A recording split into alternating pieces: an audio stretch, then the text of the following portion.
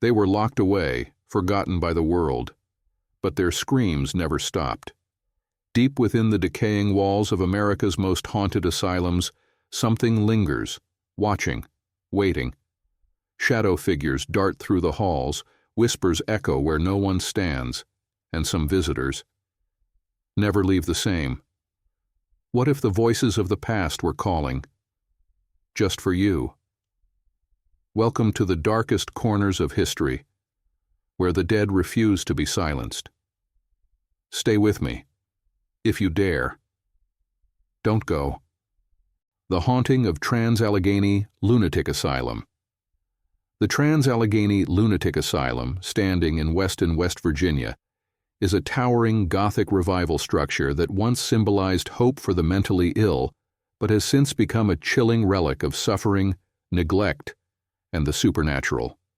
Its very walls seem to whisper tales of agony, as if the spirits of the tormented souls who once lived and died there refused to leave. Built in the mid-19th century, the asylum was intended to be a sanctuary where patients could receive humane treatment in a serene environment. Designed according to the Kirkbride plan, the sprawling hospital was meant to house 250 patients, offering them fresh air, sunlight, and proper care. But as time passed, the asylum became overwhelmed, its halls overcrowded with nearly 2,400 patients at its peak. What was meant to be a place of healing became a chamber of horrors. As funding ran dry and staff numbers dwindled, conditions inside the asylum worsened. Patients were often neglected, subjected to brutal treatments, and even experimented on. Lobotomies were a common practice, carried out with crude tools such as ice picks. Electroshock therapy, once thought to be a miracle cure, was administered recklessly, leaving many in permanent states of confusion or even death. The sound of wailing patients, strapped to their beds or left alone in dark, empty rooms, became the dreadful lullaby of the asylum. Among the most well-known spirits said to still roam the asylum is that of Lily, a young girl believed to have been born within its walls. The details of her short life are murky, but many believe she was either the child of a patient or abandoned there and raised within the cold confines of the institution. Today, ghost hunters and visitors report strange occurrences in the room believed to be hers. Toys left out for her have been seen moving on their own, and soft giggles echo through the empty hallways. A ball will sometimes roll across the floor with no explanation, as if an unseen child is playing with it. Those who spend time in Lily's room often report feeling an unexplainable warmth, as though the little girl still longs for company. But not all spirits within the asylum are as innocent. Many visitors describe an overwhelming sense of dread as they traverse the decayed hallways, as if unseen eyes are watching them from the shadows. One particularly malevolent entity is known simply as the Creeper. This dark figure is often seen crawling along the walls and ceilings, its grotesque movements unnatural and terrifying. Witnesses report an immediate feeling of suffocation and dread when encountering it, as if it feeds off fear itself. Some paranormal investigators believe the Creeper is not the spirit of a former patient, but something far darker, an entity that thrives in places of extreme suffering and despair. The violent past of the asylum has left a stain that refuses to fade. Former patients who suffered under barbaric treatments are said to still roam the halls, reliving their pain in an endless loop. Disembodied screams pierce the silence of the night, doors slam shut on their own, and visitors have been grabbed or pushed by invisible hands. Footsteps echo in empty corridors, shadows dart from room to room, and faint whispers brush against the ears of those who dare to enter. One of the most chilling locations within the asylum is the lobotomy recovery room, where thousands of patients underwent the brutal procedure that left many as lifeless shells of their former selves. Those who step inside often feel an overwhelming sense of sorrow and confusion, as if the walls still hold the residual pain of those who suffered there. Paranormal investigators have recorded eerie voices in this room, with some whispering words like, "Help me" or "Why?" Pleas from spirits unable to move on. Despite closing in 1994, the Trans-Allegheny Lunatic Asylum remains one of the most active paranormal hotspots in the country. Today, it stands as both a historical landmark and a haunted attraction, drawing in ghost hunters, thrill seekers, and those curious about its dark past. Overnight investigations, guided tours, and even full-fledged paranormal studies have only reinforced its reputation as one of the most haunted places in America. Visitors leave with chilling stories of their own, tales of inexplicable encounters, voices from the void, and spectral apparitions that defy explanation. Many come seeking a thrill, but few leave untouched by the oppressive energy that lingers within. The spirits of Trans-Allegheny Lunatic Asylum are not mere legends. They are remnants of a tragic history that refuses to be forgotten. The haunting of Waverly Hills. Sanatorium, perched on a hilltop in Louisville, Kentucky, the Waverly Hills Sanatorium stands as a silent sentinel of suffering, death, and the supernatural. Once a place of healing for those battling tuberculosis, it has since become one of the most haunted locations in America, where the echoes of the past refuse to be silenced. The vast, decaying structure looms over the landscape like a mausoleum to the thousands who perished within its walls, their restless spirits forever trapped in its dark corridors. Constructed in 1910, Waverly Hills was designed to treat the growing number of tuberculosis patients in the region. At the time, the disease, known as the White Plague, had no cure, and those diagnosed were sent to sanatoriums in hopes that fresh air, rest, and experimental treatments would grant them some relief. In reality, many never left. At its peak, Waverly Hills housed over 400 patients, and the death toll quickly climbed into the thousands. Some estimates suggest that nearly 63,000 people died within its walls. While doctors and nurses fought tirelessly to combat the disease, the harsh reality was that many treatments were more torturous than helpful. Patients endured painful procedures such as collapsing a lung to rest it, inserting balloons into their airways, and surgically removing ribs to allow their lungs to expand. Others were placed in freezing conditions, exposed to the elements in hopes that nature itself would heal them. Desperate and afraid, many patients succumbed to their illness, and their bodies were unceremoniously transported out of the building through the infamous body chute. The body chute, also known as the Death Tunnel, remains one of the most haunted locations on the property. The long, sloping tunnel was originally built as a discreet way to transport supplies up to the sanatorium, but as deaths increased, it became a means to remove bodies without alarming the other patients. Orderlies would slide corpses down the tunnel, where hearses or ambulances would discreetly take them away. Today, visitors report hearing footsteps echoing through the dark passage, whispers that have no source, and even the sensation of being touched by unseen hands. Some have captured shadowy figures darting through the darkness, as if the spirits of the dead still travel the chute, unable to escape their fate. Another infamous location is Room 502, where the spirit of a nurse lingers. The story goes that in the 1920s, a young nurse was found hanging from a light fixture in the room. Some say she took her own life after discovering she was pregnant out of wedlock, while others claim she was murdered. Decades later, another nurse reportedly leapt to her death from the window of the same room.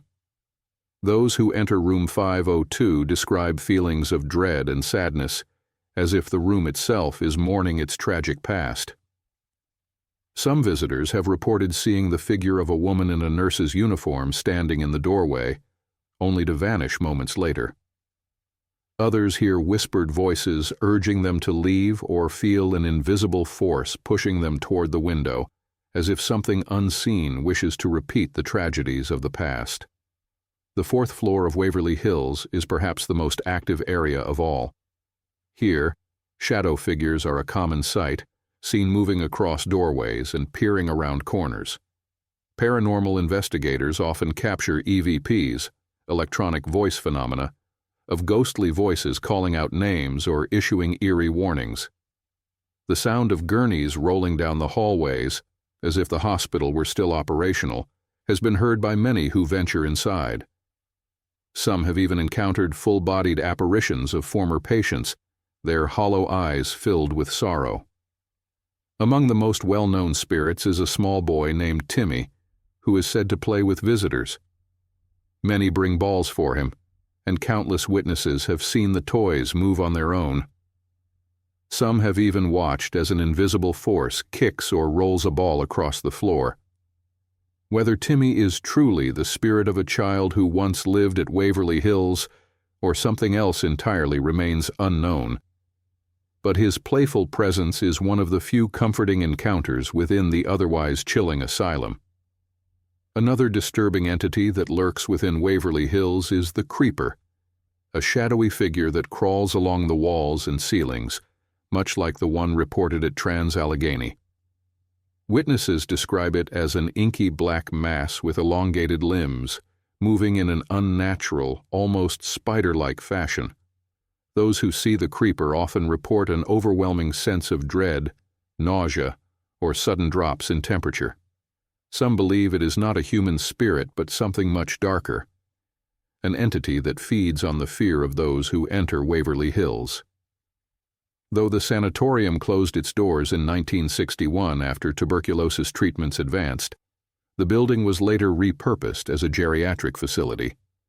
Stories of abuse and neglect soon surfaced, adding another layer of darkness to its already grim history.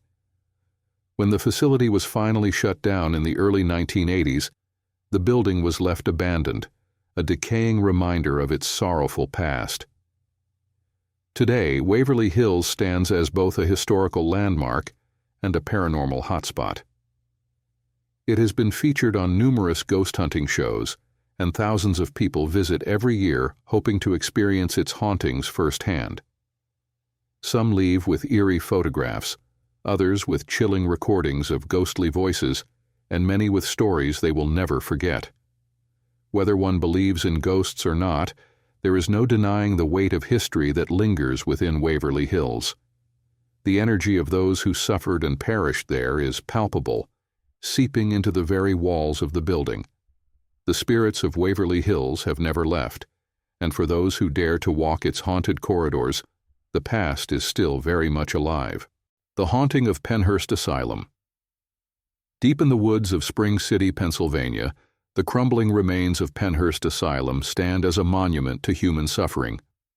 Once a place where society cast away its most vulnerable, Pennhurst's walls hold the echoes of countless tormented souls, patients who lived and died within its cold, unforgiving corridors. Though it was originally built as a place of care, it quickly devolved into a nightmarish institution where abuse, neglect, and mistreatment became the norm. Today, the asylum is one of the most terrifyingly haunted places in America, a place where the past refuses to be forgotten. Pennhurst Asylum opened in 1908 as the Pennsylvania State School for the Feeble-Minded and Epileptic. It was intended to house individuals with mental and physical disabilities, as well as those who were simply deemed unfit for society. From the very beginning, it was plagued by overcrowding, underfunding, and a lack of proper medical care. Patients of all ages were crammed into cramped, unsanitary conditions, with many forced to sleep on the floor. Lacking a true understanding of mental illness and disability, the staff often resorted to harsh discipline and cruel punishments to maintain order. Over the decades, Pennhurst became more of a prison than a hospital. Patients who were unable to care for themselves were left in their filth, crying out for help that never came. Some were strapped to beds for days at a time, while others were locked in dark rooms with no human contact. Physical and sexual abuse ran rampant, with reports of orderlies beating patients for the slightest infractions. The screams of the tormented could be heard throughout the halls. a never-ending symphony of pain and despair. It wasn't until the 1960s that the true horrors of Pennhurst were exposed to the public. A television report titled "Suffer the Little Children" revealed the asylum's shocking conditions. The footage showed children rocking back and forth in isolation, adults with vacant stares sitting in their own waste, and staff members who seemed indifferent to the suffering around them. The public was outraged, and lawsuits soon followed. After years of legal battles, Pennhurst was finally shut down in 1987, but the damage had already been done. The asylum was left to decay, its halls frozen in time, a tomb for the many souls who perished there. Today, Pennhurst is a hotspot for paranormal activity, and many believe that the spirits of former patients still roam its halls, unwilling or unable to move on. One of the most active areas is the Mayflower Building, where visitors report hearing whispers, disembodied screams, and even crying. Some have seen shadowy figures lurking in the doorways, watching silently before vanishing into thin air. Paranormal investigators have captured chilling EVPs, with voices pleading for help or asking visitors, "Why did you leave me?" One of the most disturbing encounters involves an entity known as the King, a malevolent spirit that is said to inhabit the basement. Those who have dared to enter describe an overwhelming sense of dread, as if an unseen force is pressing down on them. Some have felt invisible hands grabbing at their clothing, while others have been scratched or shoved by an unseen entity. The King is believed to be the spirit of a former staff member who took pleasure in tormenting the patients. Even in death, his presence looms over the asylum, a reminder of the cruelty that once took place there. Another well-known spirit is that of a young girl named Emily, whose laughter can sometimes be heard echoing through the hallways. Unlike the darker entities that haunt Pennhurst, Emily's presence is said to be more innocent, though equally unsettling. Some visitors have seen her small figure peeking out from behind doorways, only to disappear when approached. Paranormal investigators have even left toys in certain rooms, only to find them moved or mysteriously rolling across the floor. One of the most terrifying aspects of Pennhurst is the overwhelming energy that seems to linger in every building. Many who visit describe feeling sudden waves of sadness or anxiety, as if they are being consumed by the emotions of the spirits trapped there. Others report hearing the distant sounds of shuffling footsteps, rattling chains, and even the faint echo of screams from a time long past. Some have even captured footage of apparitions standing in doorways, their hollow eyes staring blankly before fading into the darkness. The asylum's underground tunnels are another hotspot for paranormal activity. These dark, damp passageways once connected different buildings, allowing staff to transport patients out of sight. Today, they are filled with an eerie silence, broken only by the occasional sound of footsteps that seem to follow visitors. Many have reported hearing voices whispering their names, while others have been overcome by an unshakable sense of being watched. The tunnels are believed to be home to some of Pennhurst's most tormented souls, unable to find peace after a lifetime of suffering. Despite its horrifying past, Pennhurst has become a popular destination for paranormal investigators, urban explorers, and thrill seekers. Ghost tours and haunted attractions now operate within its walls, drawing those who wish to experience its dark history firsthand. Many leave with chilling stories of their own, tales of unexplained phenomena, ghostly encounters, and an overwhelming sense of sadness that lingers long after they have left. The spirits of Pennhurst Asylum remain as restless as ever, forever tied to the place that was supposed to care for them, but instead became their prison. Their whispers still fill the air, their shadows still move through the corridors, and their pain still clings to the very walls of the asylum. For those who step inside, Pennhurst is more than just an abandoned hospital. It is a place where the past is very much alive, and where the echoes of the forgotten continue to haunt the living. The Haunting of Rolling Hills Asylum. Nestled in the rural countryside of East Bethany, New York, Rolling Hills Asylum stands as a chilling relic of a time when society discarded its unwanted. Originally established in 1827 as the Genesee County Poorhouse, it housed those whom the world had abandoned: paupers, the mentally ill, the disabled, widows, orphans, criminals, and even Civil War veterans who had nowhere else to go. What was meant to be a place of refuge quickly became a place of suffering, and over the years, countless souls lived and died within its walls. The asylum's tragic past has left behind an eerie imprint, making it one of the most paranormally active locations in America. Rolling Hills operated for well over a century, expanding over the years to include dormitories, a working farm, and even a cemetery where many of its unfortunate residents were buried in unmarked graves. With over 1,700 recorded deaths, and likely many more undocumented, the asylum became a place where the forgotten were left to fade into obscurity. The living conditions were harsh, with little medical care and rampant disease, leading to a slow and painful demise for many who called it home. As time passed, the spirits of Rolling Hills never seemed to leave. Visitors, paranormal investigators, and even former employees have all reported unsettling encounters, from ghostly whispers to full-bodied apparitions lurking in the dimly lit corridors. Among the many spirits said to haunt the asylum, one of the most terrifying is the Shadow Man. Towering at nearly 7 feet tall, this dark, hulking figure has been seen by numerous witnesses, often appearing as a massive black mass lurking in the hallways.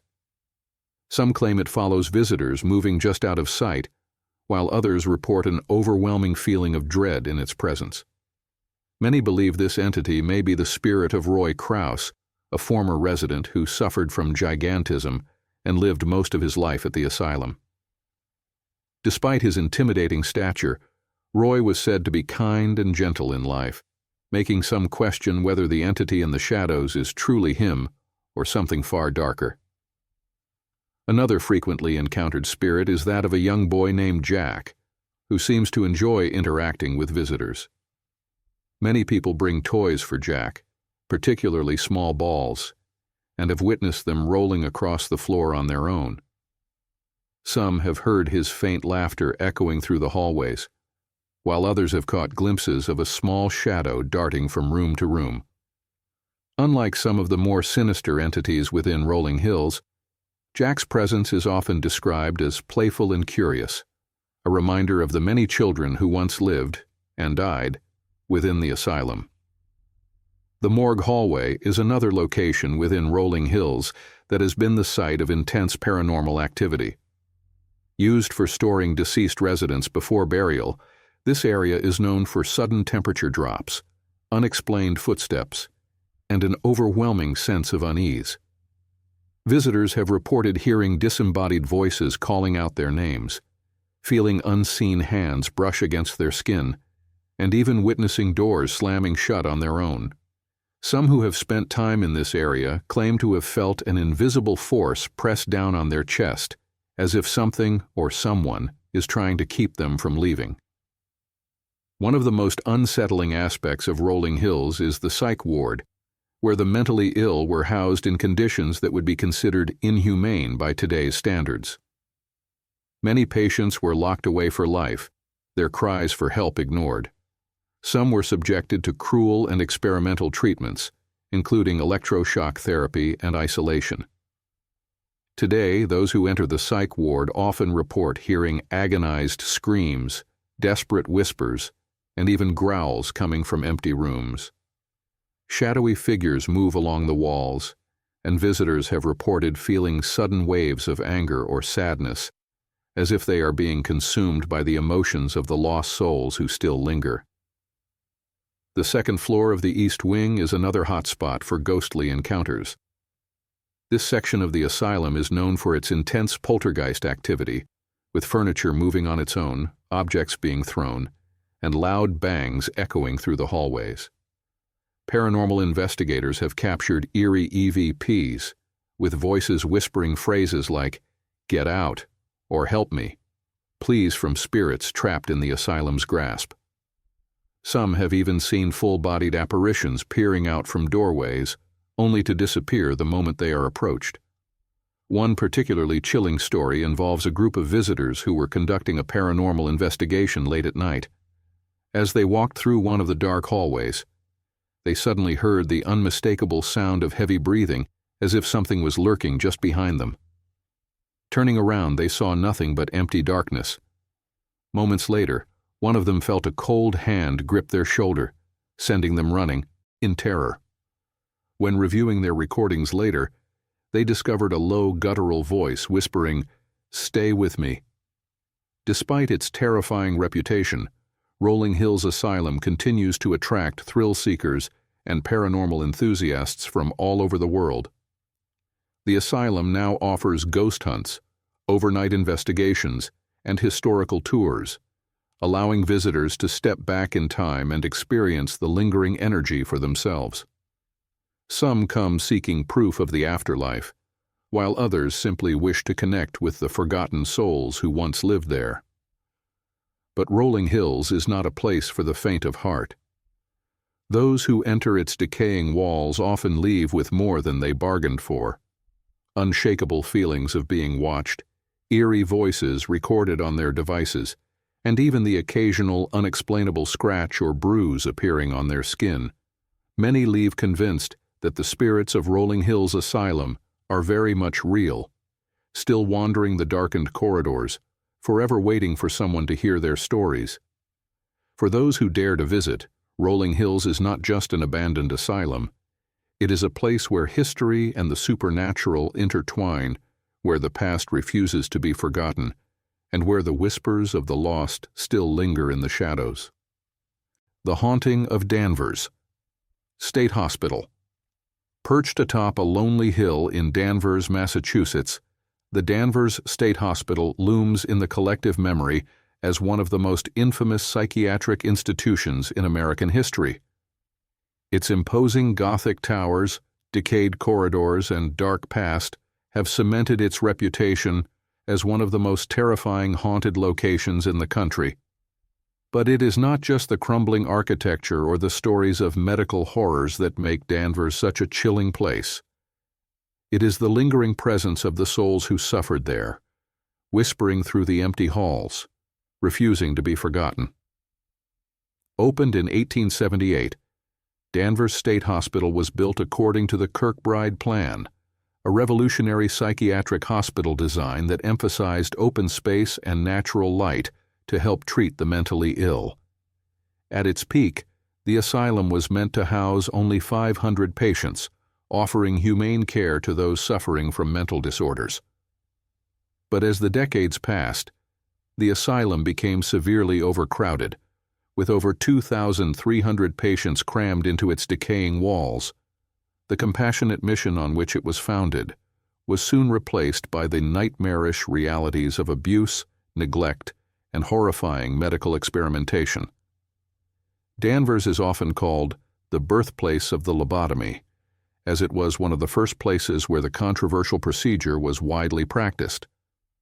Thousands of patients underwent frontal lobotomies, a brutal surgery meant to cure mental illness by severing neural connections in the brain. The procedure left many in a zombie-like state, unable to think, speak, or even care for themselves. Those who survived were often confined to padded cells, left to wander the halls as shadows of their former selves.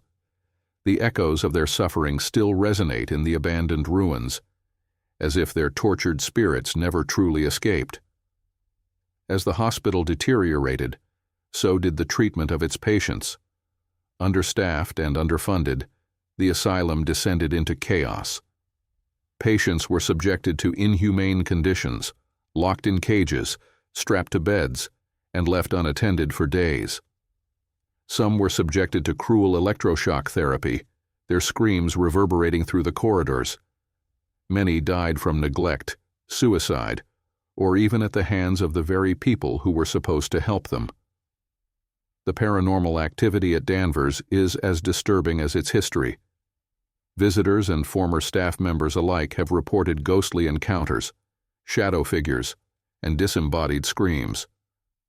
The most commonly seen apparitions are those of former patients, lost souls still trapped within the asylum's decayed walls. Some wander aimlessly, appearing in doorways or at the ends of long, dark hallways before vanishing into thin air. Others make their presence known through phantom footsteps, slamming doors, and cold spots that send shivers down the spine. One of the most notorious spirits said to haunt Danvers is that of a former nurse who was rumored to have mistreated patients. Some say she was responsible for the deaths of several individuals due to her cruel methods. After her mysterious disappearance, presumed to be a patient's revenge, her spirit has been seen roaming the abandoned hallways, her presence accompanied by an overwhelming feeling of unease. Those who encounter her often report hearing faint whispers or feeling an invisible force pressing against them, as if warning them to leave. The basement of Danvers State Hospital is said to be one of the most haunted areas of the entire property. Once used as a morgue, this underground chamber stored the bodies of patients who had no families to claim them. Many believe their spirits still linger, angry at the way they were discarded and forgotten. Paranormal investigators have captured eerie EVPs, electronic voice phenomena, with voices whispering phrases like "help me" and "I don't belong here." Others have reported seeing shadowy figures moving in the darkness, hearing unexplained growls, and even feeling hands grab at their clothing. Another infamous location is the underground tunnels, which once connected different buildings within the hospital grounds. These passageways were used to transport both patients and corpses away from the public eye. Today they remain shrouded in darkness, and those who enter report an overwhelming sense of dread. Some hear muffled cries and the sound of dragging footsteps, as if unseen forces are still wandering the tunnels, trapped in a never-ending loop of suffering. Perhaps the most terrifying entity within Danvers is known as the Screamer. Witnesses claim to have heard blood-curdling screams echoing through the asylum, often accompanied by the sound of rattling chains and banging doors.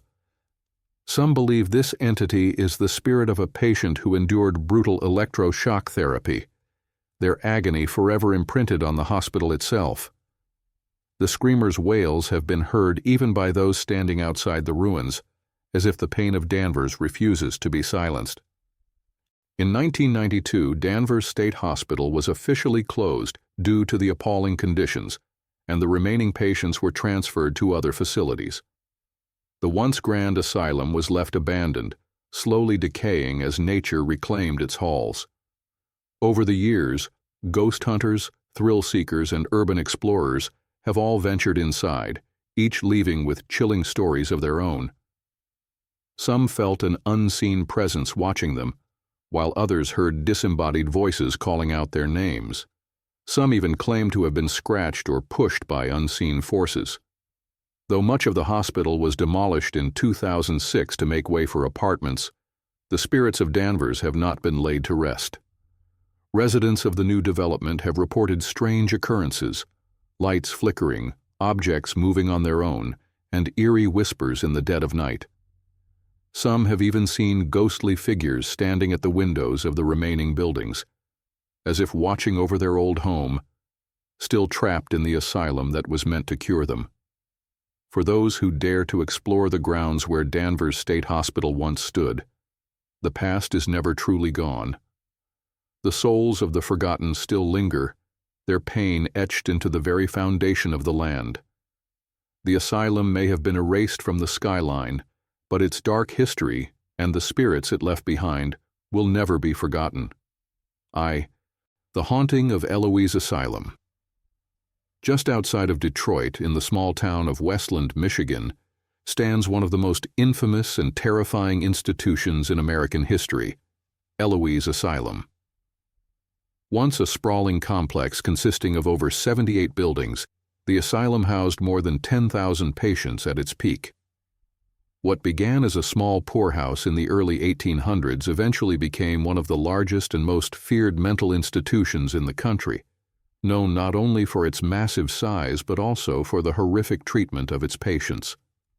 Today, only a few buildings remain standing, yet the spirits of those who suffered there are said to linger, unwilling or unable to leave. Eloise was originally established in 1832 as a poorhouse and farm, where the indigent, mentally ill, and physically disabled were sent when they had nowhere else to go. Over the years, the facility expanded to include a hospital, a tuberculosis sanatorium, and a psychiatric wing. By the early 1900s, Eloise was a self-sufficient city within itself, complete with its own fire department, police force, bakery, and even a post office. But despite its growth, what happened within the walls of Eloise was anything but progress. The hospital became notorious for its brutal medical experiments, overcrowded conditions, and barbaric treatments that left thousands of patients in a perpetual state of suffering. Many patients were subjected to inhumane treatments, such as electroshock therapy, insulin shock therapy, and hydrotherapy, where they were submerged in freezing or scalding water for hours. Lobotomies were performed without anesthesia, leaving many patients in a vegetative state or causing their deaths. Some patients were locked away for decades, forgotten by their families and society, until they died and were buried in unmarked graves on the asylum grounds. Many of these souls are believed to still haunt Eloise, wandering the ruins, trapped between worlds. Paranormal investigators and visitors have reported an overwhelming sense of dread upon entering Eloise. Unexplained noises, disembodied voices, and shadow figures are common occurrences.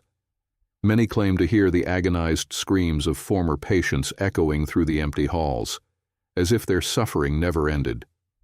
Some have even captured EVPs, electronic voice phenomena, of desperate whispers with chilling messages like, "Help me, don't leave me," and "I'm still here."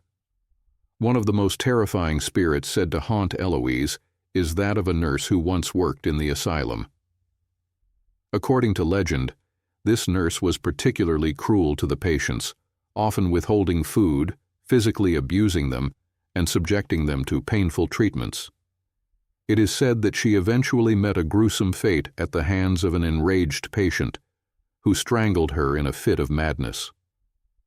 Since her death, her ghostly figure has been seen walking the halls, still clad in an old-fashioned nurse's uniform. Some visitors claim to have felt cold hands grabbing their arms, as if the nurse is still tormenting those who enter her domain. The tunnels beneath Eloise are another hot spot for paranormal activity. These underground passageways once connected various buildings and were used to transport patients, supplies, and even corpses. Many believe that the tunnels are home to some of the darkest entities in Eloise, possibly the spirits of patients who died under terrible circumstances. Visitors have reported hearing footsteps behind them, feeling unseen hands brush against their skin, and even being pushed or scratched by an invisible force. The air in the tunnels is said to be thick with a suffocating, oppressive energy, as if the very walls are still holding on to the pain of those who once walked them. Another chilling legend is that of the Screaming Man, a ghostly presence often heard wailing in agony throughout the ruins of Eloise. No one knows exactly who he is, but some believe he was a former patient who endured relentless electroshock therapy until his body gave out. His spirit is said to relive his torment, his screams piercing the silence of the night, chilling all who hear them.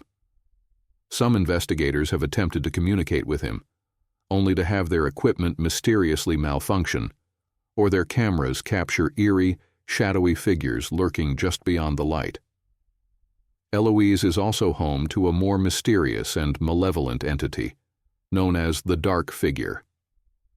Unlike the spirits of former patients, this entity is believed to be something far more sinister, a shadowy presence that seems to feed off fear. It has been spotted lurking in doorways, moving along walls, and even rushing toward visitors before vanishing at the last moment. Those who have encountered the dark figure describe a chilling sensation of pure evil, an overwhelming feeling of terror that compels them to leave immediately. Some have even reported sudden unexplained bruises or scratches on their bodies after encountering it. The cemetery behind Eloise is yet another site of intense paranormal activity. Many of the patients who died at Eloise were buried here in mass, unmarked graves, their identities lost to history. Ghostly figures have been seen wandering the cemetery, and some visitors report hearing soft crying or whispers coming from the empty field. Some even claim that the spirits follow them home, causing disturbing dreams, flickering lights, and strange sounds in their homes for weeks after visiting Eloise. Despite its horrifying past, Eloise remains a popular destination for paranormal investigators and thrill-seekers. The abandoned hospital has been featured on numerous ghost-hunting television shows, and many who visit come away with chilling experiences they cannot explain. Some leave with eerie photographs showing mysterious figures or glowing orbs, while others capture ghostly voices and eerie laughter on their recording devices. Though the asylum officially closed in 1982, its dark energy still lingers. Many believe that the pain and suffering experienced by its patients have seeped into the very foundation of the buildings, making it impossible for the spirits to move on. Even in death, they remain trapped within Eloise, their voices whispering in the darkness, waiting for someone to finally hear them. For those who dare to enter, Eloise Asylum is not just an abandoned building, it is a place of torment, a haunted relic of an unforgiving past, where the spirits of the forgotten still roam, waiting, watching, and whispering in the shadows.